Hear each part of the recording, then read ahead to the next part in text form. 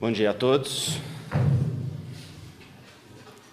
Quero inicialmente agradecer profundamente a oportunidade de partilhar com vocês este encontro, especialmente agradecer ao Departamento Acadêmico da Ambrasil pelo convite carinhoso através da Lídia, já nem sei onde está, está lá atrás, e o acolhimento da Associação Médico Espírita, aqui do Mato Grosso do Sul, através do nosso querido Décio. Este departamento que para todos nós é tão importante e foi tão importante, sobretudo na nossa formação, dentro desse movimento médico espírita, não é?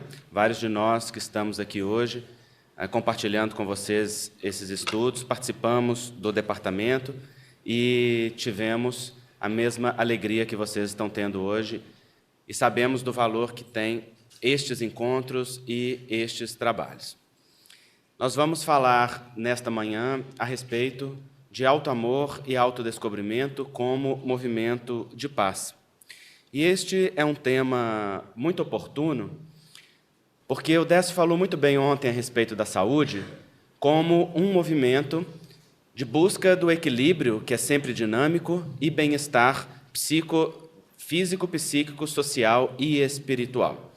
E, naturalmente, quando nós lidamos com o paciente e nós lidamos com a nossa própria busca de saúde, nós estamos em busca de paz. O grande anseio e o grande sonho do ser humano é estar planificado na paz da presença do amor. E tudo aquilo que se reflete no nosso corpo e no nosso coração está a serviço desta busca, ainda que nós não tenhamos consciência plena de que é por ela que nós militamos no dia a dia. Muitas vezes, ainda na perturbação da expressão da sua ausência, não nos damos conta de que o nosso coração anseia amar e ser amados, mas, sem sombra de dúvida, a saúde, ela se reflete como este movimento profundo. O espírito Joseph Gleber, no livro O Homem Sadio, publicação da Associação Médica Espírita de Minas Gerais, ele nos diz que saúde é a real conexão criatura-criador, e a doença, o contrário momentâneo de tal fato. Nós gostamos muito dessa definição, porque ela nos remete à nossa essência e à nossa busca fundamental, e também nos fala da nossa doença básica, aquilo que em medicina homeopática chamamos de psora primária, a doença fundamental do ser humano que dá base para todo o processo de adoecimento, que, em essência, é a nossa desconexão do Criador. É um movimento de estar apartado do Pai e de estar, de alguma maneira, no sentido da desconexão, expressando os efeitos dessa desconexão, seja na inconsciência da presença de Deus, ou seja, no não reconhecimento das suas leis sábias e perfeitas que regulam o universo, seja na não apreensão da presença de Deus em nós, na não percepção do sentimento e da própria imanência do Criador na nossa relação. Esta é a doença que nós buscamos tratar e que se reflete dentro do movimento reencarnatório como sendo a doença fundamental e necessária. Quando o paciente vem ao consultório e busca uma atenção para o seu problema de saúde, ele está, em última essência, pedindo o acolhimento e o colo de pai. Aquele pai que é Deus e que ele necessita ver refletido ali, de alguma maneira, nos olhos do terapeuta, ou na postura do terapeuta, ou na prescrição do terapeuta, para que ele possa, de alguma maneira, ter um estímulo para esta reconexão, ainda que a palavra Deus não seja falada de momento nenhum. Porque nós estamos ali na presença e no espaço sagrado do amor. O consultório é um templo da alma, é um templo da vida. A relação que a proposta médico-espírita nos estimula e nos ensina a ter dentro do consultório não é a relação verticalizada do médico que se esconde de trás do seu pseudo-saber e superioridade para olhar para um paciente inferiorizado que deve ser tutelado qual se fosse uma criança. O pensamento médico-espírita, alicerçado no conhecimento espiritual, ele nos ajuda a colocar a relação no patamar horizontalizado, em que nós conversamos e falamos de espírito para espírito, com um saber intelectual que acolhe e instrui dentro de um conhecimento técnico necessário para o autocuidado e que apreende também aquela postura e aquele saber subjetivo do paciente, que leva-se em conta, bem como os seus sentimentos, as suas experiências, as suas apreensões, as suas emoções, para um processo terapêutico integrado em que o paciente é empoderado, ou seja, se torna senhor de si mesmo para o processo da construção da sua saúde. Nós, profissionais de saúde, gostaríamos de curar, gostaríamos de ter este poder que a faculdade ou que a cátedra quer nos oferecer, de sermos aqueles que detêm a capacidade de modificar totalmente a vida do indivíduo, definindo os seus rumos. E, embora as intervenções médicas possam ser profundas, eficazes e, sobretudo, misericordiosas no alívio do sofrimento, nós devemos aprender com André Luiz aquilo que o benfeitor nos diz quando nos ensina que somente o doente convertido em médico de si mesmo alcançará a cura positiva.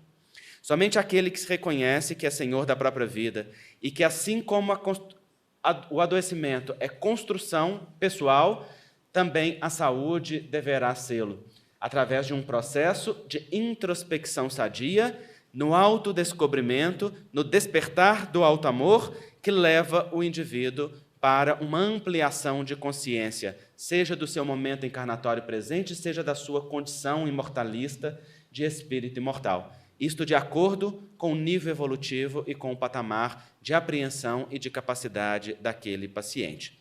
Assim, vendo o paciente nessa perspectiva e enxergando nesta dinâmica, nós passamos a compreender que o médico é um servidor, que o profissional da saúde é um servo da vida, que está ali a serviço.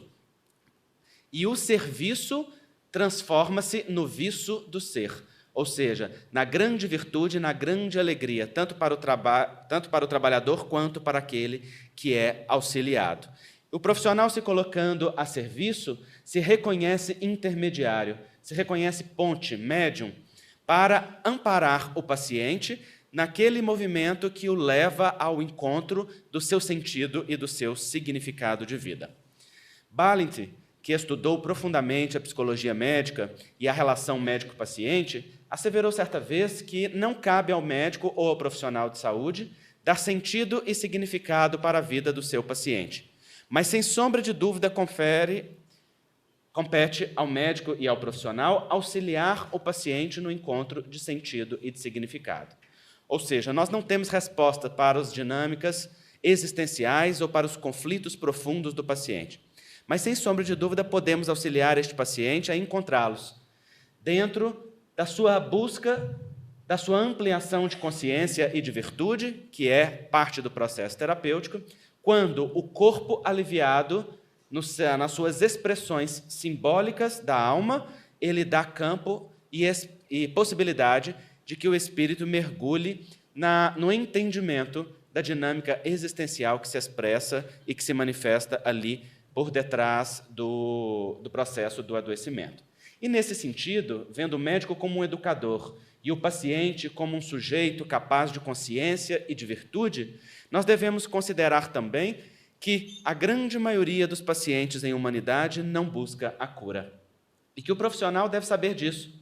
A grande maioria busca apenas anestesia, apenas se ver livre do sofrimento, apenas aliviar os sintomas e calar a boca do corpo, dando uma finalização a um processo de enfermidade no nível patológico. E boa parte busca o médico no desejo de que ele seja um anestesista.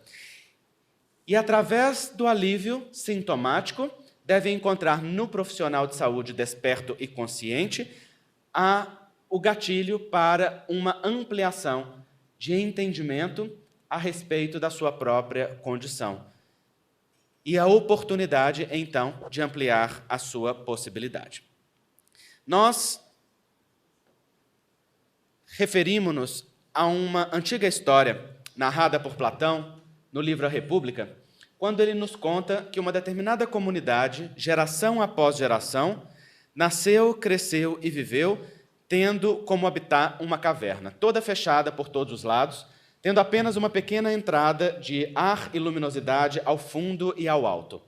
Aquela comunidade, dizia o filósofo ateniense, vivia acorrentada uns aos outros pelos pés e ao ambiente, sendo que a sua mobilidade era muito reduzida.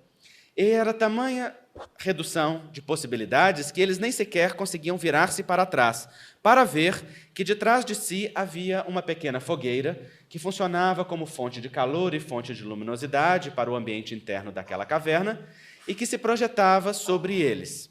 Também não observavam que lá ao alto havia uma pequena abertura e de lá vinha uma luz que se projetava também sobre os indivíduos. Acontece que tanto os indivíduos que estavam dentro da caverna, quanto aqueles objetos e pessoas que passavam por aquela abertura, faziam obstáculo para a luz, projetando uma sombra na parede que ficava ao fundo desta caverna. Como os indivíduos eram capazes de ouvir o som que vinha do lado de fora e toda a conversa daqueles que estavam no ambiente exterior, eles acreditavam que as sombras falavam, que existiam e que tinham vida própria. Então, dizia Platão, durante gerações, as pessoas passaram a considerar que aquelas sombras eram a realidade última da vida e ensinavam uns aos outros. Acontece que a sombra é só uma representação. Ela nos dá contornos sem nos dar conteúdo. Ela nos oferece uma aparência sem nos dar a essência. Ela nos ensina aquilo que pode ser no campo das possibilidades que a imaginação oferta, sem ofertar a realidade em si mesma. Em um determinado dia, um homem, se vendo então vítima daquela prisão, se libertou daquelas algemas, conseguiu fazer um esforço pessoal para se libertar do solo, descobriu aquela entrada de luz e com muito esforço foi até ela. Passou por aquele espaço exíguo e então se encantou com a maravilha da natureza exterior. É que descobria que tudo aquilo que era visualizado na parede ao fundo da caverna, em verdade existia como realidade concreta, objetiva e muito mais plena do que aquela que eles sequer imaginavam, porque agora não somente os contornos eram perceptíveis, mas o conteúdo, a essência que preenchia aquela sombra podia então ser plenamente descoberta. Ele se encantou. Começou a percorrer a natureza, a descobrir sons, cores, formas, conteúdos e enchendo a sua alma de encantamento. Quando estava no máximo deste movimento psicológico, algo extraordinário se passou. Ele se lembrou daqueles que amava. Se lembrou de toda aquela comunidade à qual estava vinculado. Sentiu a força dos vínculos lhe chamarem para junto daqueles aos quais estava unido pelos laços do coração. E então, fazendo um movimento, ele entrou para dentro da caverna novamente. Agora não mais como prisioneiro, mas como sujeito livre e liberto, a fim de desejar libertar também aqueles que ali estavam. Correu no entusiasmo de compartilhar tudo aquilo que havia visto, sentido e percebido. E então, quando chegou abaixo, lá no fundo da caverna, encontrou as pessoas na mesma condição em que as havia deixado. E narrou-lhes a maravilha da natureza, dos sons, das cores, das percepções. E eles, então, tiveram a atitude que geralmente têm os tolos. O agrediram, deixando-o desfalecido no solo. É que aquilo que ele falava transcendia em muito as suas capacidades de percepção e de observação da própria realidade. E, geralmente, a humanidade reage com escárnio e com ridículo diante daquilo que ultrapassa o seu campo de percepção. Algo que está muito bem narrado na mitologia grega, quando ela nos conta do personagem Procusta, que era um salteador que vivia na Serra de Eleusis, foi posteriormente derrotado por Teseu, e que tinha um estranho castigo. Ele levava suas vítimas para dentro da sua casa, colocava-as sobre uma cama de ferro, e se elas fossem maior que a sua cama, cortava um pedaço. Se fosse menor que a sua cama, esticava. E se elas coubessem exatamente no tamanho da sua cama, estavam salvas. É a representação exata dos padrões de pensamento e de sentimento que nós temos formatados dentro de nós, que vem da nossa cultura, da nossa sociedade, daquilo a qual nós fazemos parte, sobretudo guiados dentro do nosso sentido de pertencimento, do nosso desejo de não sermos excluídos do grupo ao qual fazemos parte e ao qual não nos vinculamos, e que nos mantém em uma fidelidade profunda.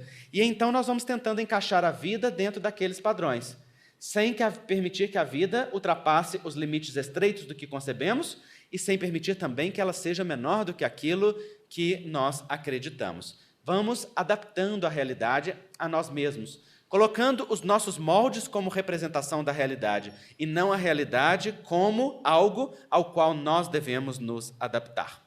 Aqueles homens, então, ridicularizaram aquele jovem que falava de algo extraordinário porque transcendia as suas capacidades de observação e as suas capacidades de percepção. É interessante porque Platão se utiliza deste processo para falar do processo educativo, para dizer que a educação é a arte da conversão.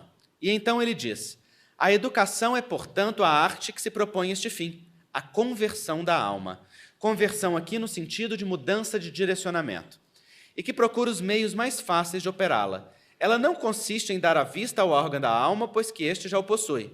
Mas como ele está mal disposto e não olha para onde deveria, a educação se esforça por levá-lo à boa direção. Vejam que brilhante a ideia de Platão, que, juntamente de Sócrates, é considerado um dos precursores do Espiritismo e apresentado por Kardec assim na introdução de O Evangelho segundo o Espiritismo. Ele nos diz: a alma já possui tudo o que necessita para enxergar. Mas como não olha para onde deveria, como o órgão da visão está direcionado para uma área equivocada, então a educação promove a conversão.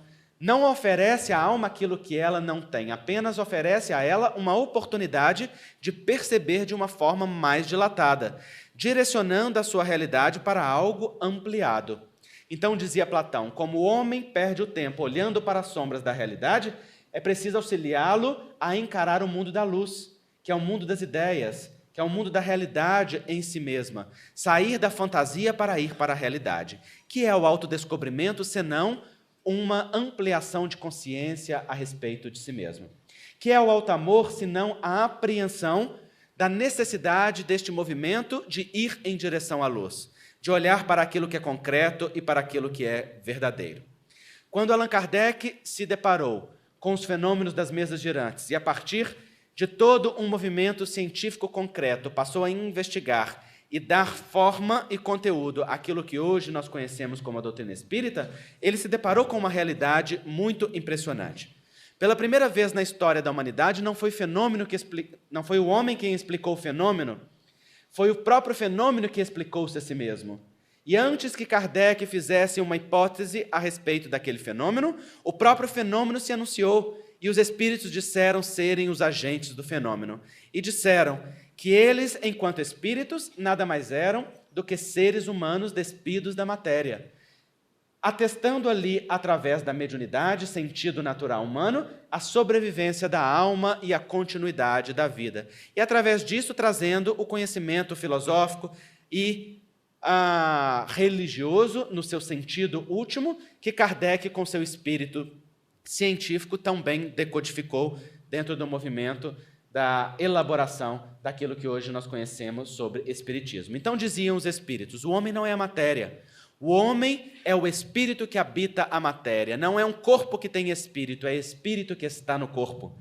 E essa perspectiva muda toda a realidade, porque mostrando a matéria como algo passageiro, efêmero, sinaliza ao homem que ele preexistia à vida física e ao movimento biológico da concepção e sobreviverá ao fenômeno biológico da morte, que traz do seu passado um conteúdo pleno de realidade a se objetivar na vida presente, nos seus impulsos, tendências e características, e levará para o seu futuro aquilo que construir do seu presente, fazendo um todo integrado que se manifesta dentro do contínuo vida que nós estudamos aqui através das ciências biológicas e estudamos através do espiritismo dentro do estudo psicológico e espiritual do ser. E então os espíritos diziam, quando o homem busca a sua felicidade nos gozos passageiros da matéria, na satisfação plena dos desejos e dos instintos apenas, ele se manifesta como algo limitado e parcial, pois que a matéria não pode fornecer ao homem o sentido pleno de significado da existência. Este só pode ser alcançado na busca espiritual, que o autodescobrimento leva o homem a perceber quando o faz entender que é um espírito imortal. Então, diziam os espíritos, tanto mais o homem se dedique à plena satisfação do seu sentido de posse e de poder dentro da materialidade da vida, mas se frustra, porque tudo isto é passageiro e efêmero dentro da impermanência que é a realidade das leis divinas, da construção universal, ou seja, tudo muda a todo tempo. A impermanência é também uma lei. Ela nos mostra que tudo está modificado a todo momento e que nós estamos submetidos a uma inconstância. Uma inconstância, inclusive, que leva o homem, no seu desejo de controle, a se frustrar, porque o homem não tem controle sobre a existência. Tem a possibilidade de ter o centramento, pois no centramento está conectado ao centro, está conectado à essência, e, portanto, no centramento é capaz de sentir, dentro da impermanência da vida, aquilo que cada momento, que cada instante apresenta como necessidade. Não na capacidade de controle de todos os fenômenos e de todos os fatores, mas na capacidade de se adaptar e sentir o que cada momento requisita como ferramenta, como predisposição e como capacidade laborativa. Assim, os Espíritos nos auxiliam a compreender este fenômeno. Dias da Cruz disse certa vez que o desejo é como o horizonte. Tão logo nós nos aproximamos dele, outro se forma mais longínquo. Porque o objetivo do horizonte não é ser alcançado, o objetivo do horizonte é ser horizonte. É fazer o homem caminhar na direção de algo mais. É estar sempre além, mostrando para o homem que, para além da sua capacidade de percepção, existe uma outra realidade a ser conhecida e desbravada. E, portanto, diante de cada instante e de cada percepção, haverá sempre um horizonte de algo mais, dentro do movimento de expansão contínua que as leis de Deus oferecem ao espírito.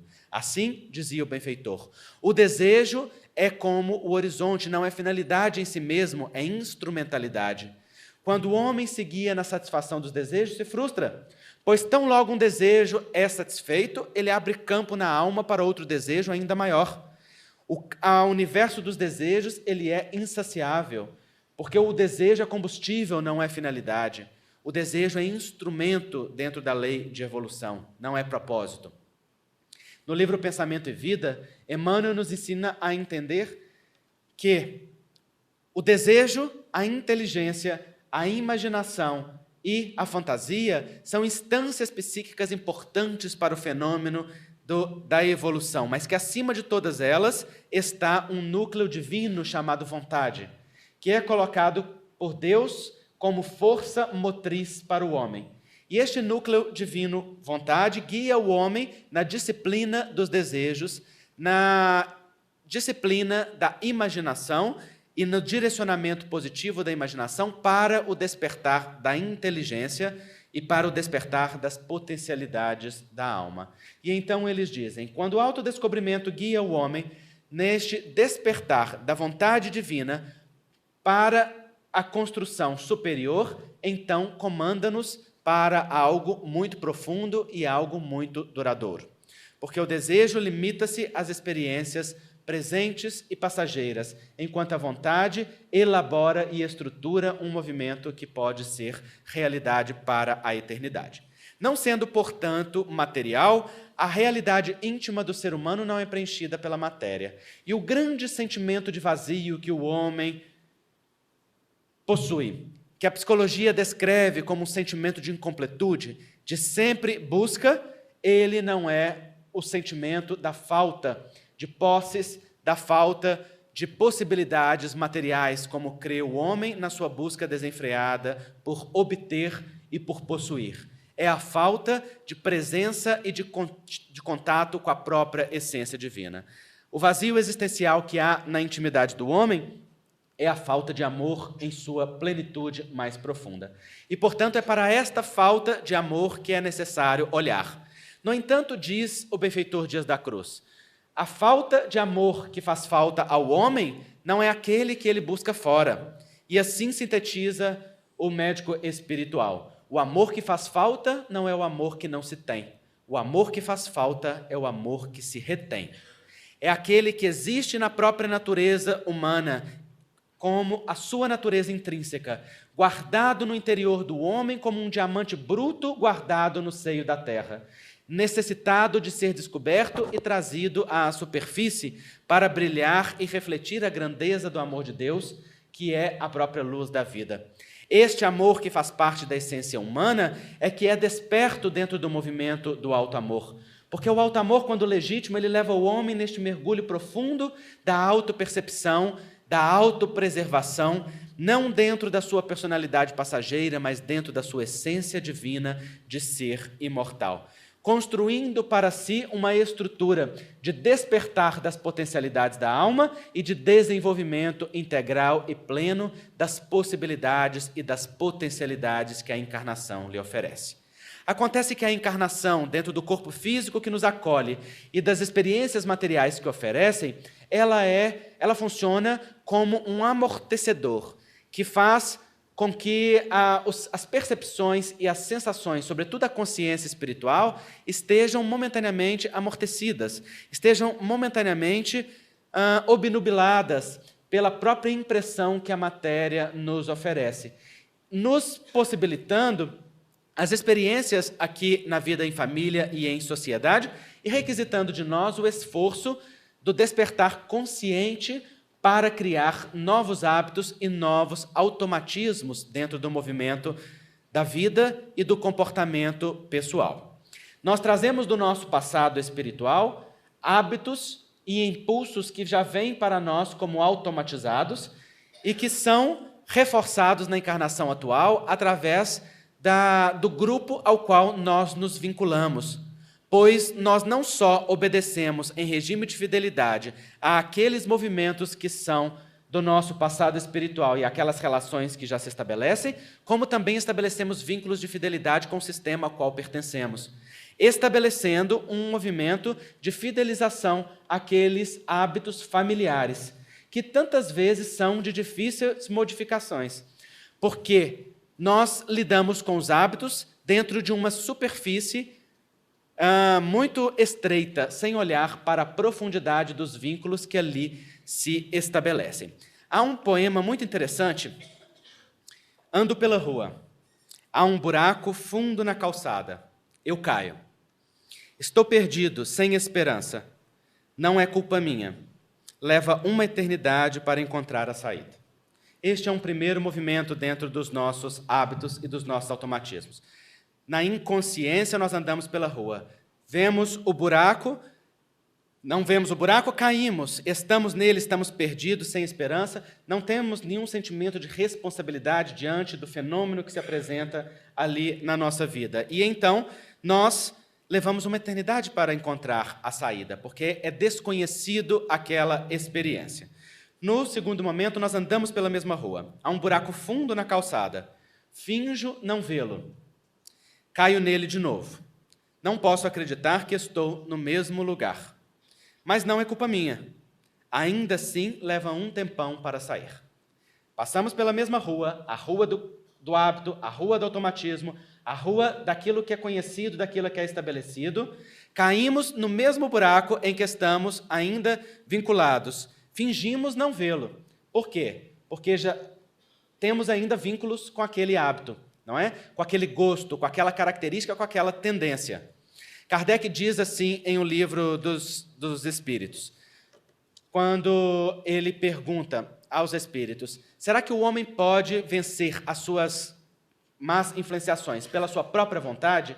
E então dizem os espíritos, sim, e às vezes por pequenos esforços, mas quão poucos dentre vós fazem esforços. Olha que interessante. Eles dizem assim, pode, mas por pequenos esforços, mas a vontade falta. Por que essa vontade núcleo divino falta? Porque a gente está comandado pelo desejo, está comandado ainda pelo hábito e pelo automatismo, que ainda é o processo rudimentar da evolução. A vontade, que é um núcleo divino, ainda não está acionado. Nós dizemos, quero, mas esta vontade está somente nos lábios, porque o coração ainda se compraz com aquele gosto. Se compraz com aquele gosto porque estar fiel àquele gosto nos faz pertencer a um grupo, pertencer a uma sociedade, pertencer a um determinado setor do qual nós sentimos prazer em estar presente, ou ter um efeito sobre nós que ainda nos mantém vinculado a ele. Então, nós vemos já aquele hábito, aquela característica, mas fingimos não ver e caímos no buraco. Não é culpa nossa, né? Ainda levamos um tempo para sair daquela condição. Mas há um terceiro movimento e um terceiro momento em que nós andamos pela rua. Há um buraco fundo na calçada, como sempre houve. Vejo que ele está ali. Ainda assim caio, é um hábito. Meus olhos se abrem.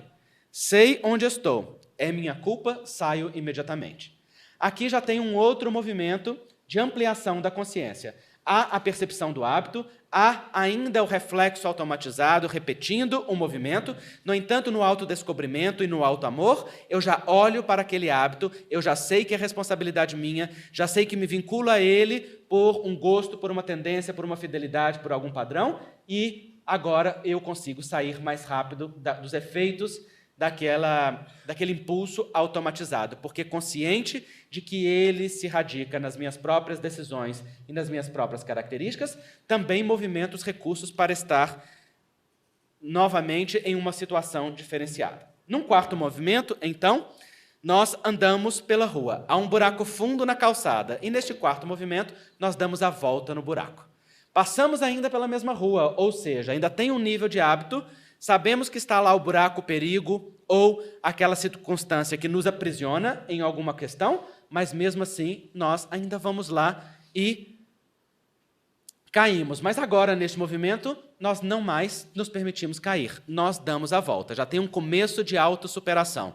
A autoconsciência leva a um movimento de expansão consciencial que, embora eu transite pelo espaço perigoso da rua que tem o buraco, eu agora não mais caio ali. É muito interessante observar o processo terapêutico. Nós vemos muitos pacientes que, quando estão melhorando, puxam o próprio tapete e voltam para os mesmos hábitos que levaram à infelicidade ou levam ao adoecimento. É porque não basta anestesiar o corpo com a medicação, com a cirurgia, que leva a uma melhora sintomática. Se o autoamor não é consubstanciado dentro de um movimento de ampliação da consciência, o indivíduo não se capacita para a saúde plena. E muitas vezes, quando está melhorando, vai e volta para os mesmos hábitos que o infelicitam e que levaram ao sofrimento. É que dentro de si há um impulso para o sofrimento. Há um sentimento de culpa levando ao desmerecimento para a plenitude e para a paz. E há um sentimento. Outro dia, eu lembro de uma paciente, e isso já me ocorreu também a mim mesmo, dessa mesma maneira, que chegou e disse assim: doutor, não sei o que está acontecendo. O remédio teve muito efeito. E realmente eu estou sentindo alguma coisa diferente, mas tem alguma coisa muito diferente acontecendo. Aí nós começamos a repassar as situações que ela havia se queixado nas consultas anteriores, os movimentos de vida que ela estava fazendo, e ela disse: esse sintoma não tenho mais, não, esta questão está melhorada, e um por um os sintomas foram sendo repassados, as circunstâncias emocionais e psicológicas também, e ela então chegou à conclusão de que realmente havia feito um grande movimento de reequilíbrio, até porque havia se esforçado. E então ela se deu conta que o que estava sentindo e o que estava diferente na vida é que ela estava com saudade da perturbação. Estava com saudade do sofrimento. É que nós, espíritos inferiores, gente, temos saudade do sofrimento. Então, logo ficamos em paz, vem um movimento interno que nos diz: olha, tem alguma coisa errada, não é? Cadê aquela perturbação que durante tantos anos te acompanhou? Cadê aquele sentimento de culpa? Cadê aquela menos-valia? Cadê aquele sentimento que te leva a consumir aquilo que você sabe que te levará para o fundo do poço? Seja consumir do ponto de vista psicológico ou do ponto de vista físico, não é? Já não estava mais ali. Então, o alto-amor, ele precisa capacitar o indivíduo na consciência do merecimento da felicidade através da sua consciência da paternidade divina. Já num quinto movimento, quando nós estamos, então, conscientes daquilo que é necessário, nós não mais andamos naquela rua que tem o buraco. Já não há mais o perigo de cair, porque foi modificado completamente o hábito, modificado completamente, guiado pelo alto-amor. Naturalmente, se não andamos na mesma rua, não convivemos com as mesmas vizinhanças, não temos acesso aos mesmos transeuntes, não vemos mais as mesmas paisagens e temos que suportar a angústia da separação. A separação que nos leva a desvincular, de uma certa maneira, de um grupo para desvincular ao outro. Quando nós somos jovens espíritas, sabemos o que é isto. Pois quando nos transformamos em jovens espíritas, muitas vezes nos desvinculamos do grupo de amigos do qual fazemos parte. Passamos a ser ETs, não é? Eu me lembro quando isso aconteceu comigo aos 16 anos de idade.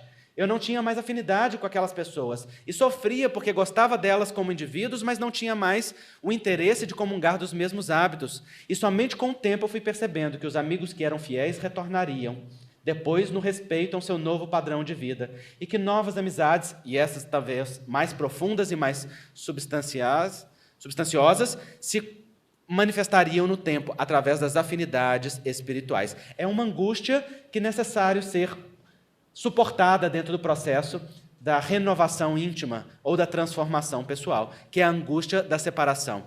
Enquanto aquele movimento está em reforma dentro de nós, a casa velha já caiu, não queremos mais habitar naqueles espaços estreitos, mas também não construímos ainda a casa nova. Temos ainda o homem velho que habita dentro de nós, angustiado, querendo satisfação, e temos o homem novo ainda, nascente, pequeno, necessitado de ser alimentado para ser algo mais forte do que aquele homem velho que mora nos hábitos e no automatismo do nosso cérebro primitivo, da nossa casa mental, aonde está lá no porão das nossas reminiscências ou no presente dos nossos hábitos e automatismos, a caminho daquela expansão futura no sótão, que é o espaço superior das nossas aspirações e dos sonhos que se projetam ainda como algo a ser construído por nós, como diz André Luiz, dentro da estrutura da casa mental.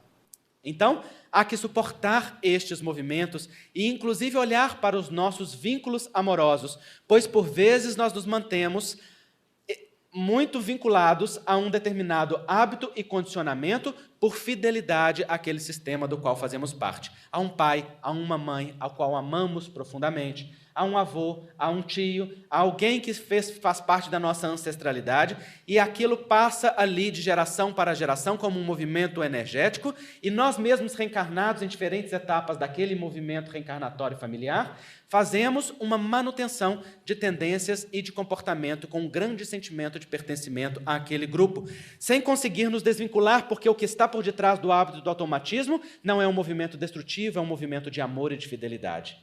E se nós não olhamos para aquele amor e fidelidade, que naquela manifestação talvez se manifeste como um amor cego, um amor que não leva ao mais, um amor que não leva a uma plenitude de expansão, nós não conseguimos, muitas vezes, modificar aquele impulso ou modificar aquela tendência, pois não é rompendo com o sistema de forma brusca e agressiva que nós imprimimos renovações sistemáticas aos nossos comportamentos.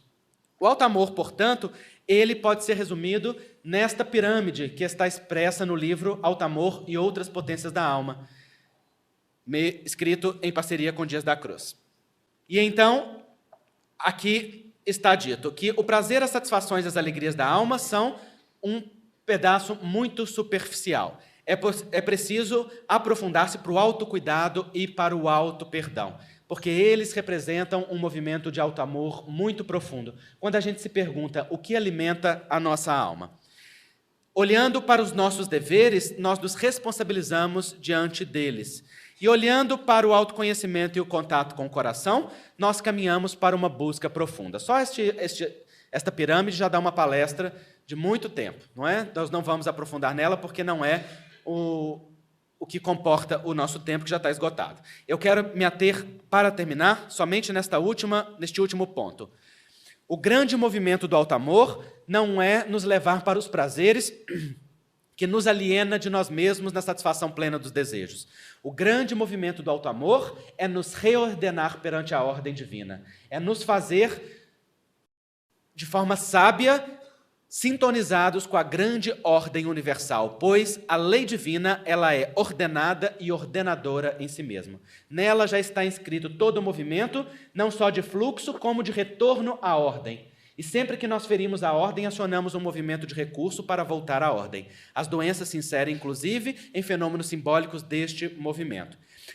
A lei divina e a liberdade dada pelo Criador, ela pode ser comparada ao movimento do nadador, que quando nada contra a correnteza apenas perde força e poder, mas quando aprende a nadar a favor da correnteza, então descobre que a sua grande liberdade é decidir se quer aportar na margem direita ou na margem esquerda.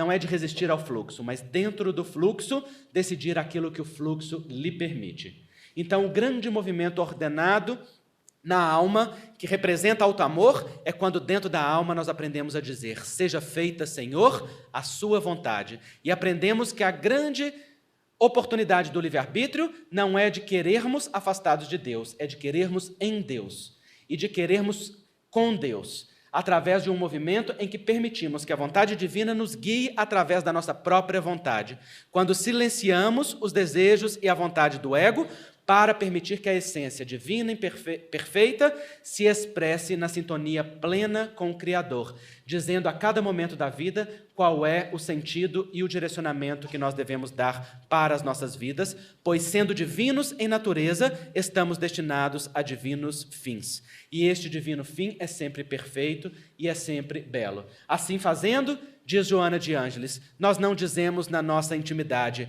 ouve, Senhor, que o teu filho clama. Mas nós dizemos na nossa consciência: fala, Senhor, que o teu filho ouve. E quando assim dizemos, genuflexos diante do templo que é o coração, a vontade divina passa a nos comandar através de nós mesmos para a saúde plena, a saúde do corpo e a saúde da alma. Muito obrigado.